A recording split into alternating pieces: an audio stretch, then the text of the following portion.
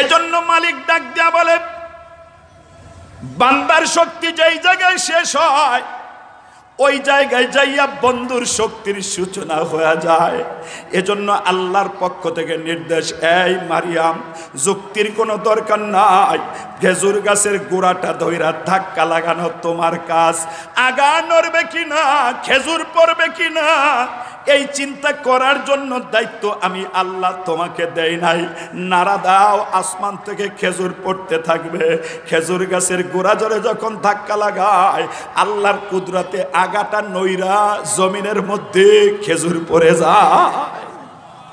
এখান থেকে ওলামায়ে কেরাম মাসআলা বর্ণনা করেন যে পৃথিবীর আল্লাহর কোনো সাহায্য ঘরে বসে থেকে কোনো বান্দা পায় না। ময়দানে নামতে হয় তখন আল্লাহর সাহায্য আসে, নিজের শক্তি শেষ করতে হয় তখন সাহায্য আসে। এবং এটাও ওলামায়ে কেরাম মাসআলা বর্ণনা করেন যে শুধুমাত্র শক্তির বলে, সংখ্যার বলে ইসলামী বিজয় হয় না। ইসলামী বিজয়ের জন্য রবের সাথে ভাবওয়ালা একটা জামাত তৈয়ার করতে হয়।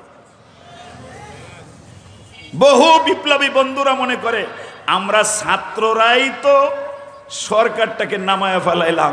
ওরা জানে না জিন্দান খানায় বন্দী হাজারো আলেমের চোখের পানি আল্লাহর আরশ কেঁপে উঠেছে।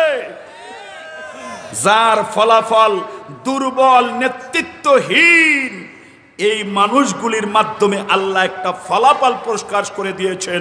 যে জাতির অধঃপতন আল্লাহ করতে চায় সর্বপ্রথম ওই শাসক গোষ্ঠীর মাধ্যমে ওলামায়ে হক্কানির উপরে জুলুম শুরু হয়ে যায়। এটা দুনিয়ার নিজাম। হযরতে মারিয়াম বাচ্চা প্রসব করলেন।